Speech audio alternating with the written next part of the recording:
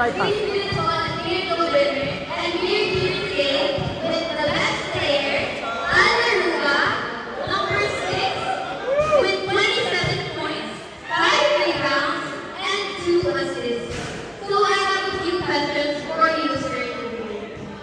The first question is, kung ano po yung preparation na ginawa niyo para manalo kayo sa game na to? Nag-inom kami ng isang araw.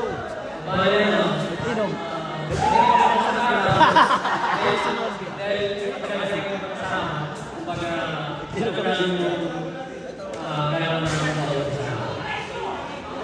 So thank you po. For our second question naman, ano ba ang kailangan niyong gawin para magtuloy-tuloy lang po yung panalo ng team ko?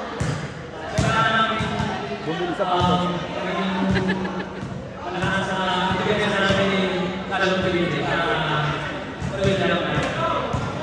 Very well said po, sir. Bumili sa pato. And lastly, kung meron po kayong gustong pasalamatan or i-shoutout ng their fans.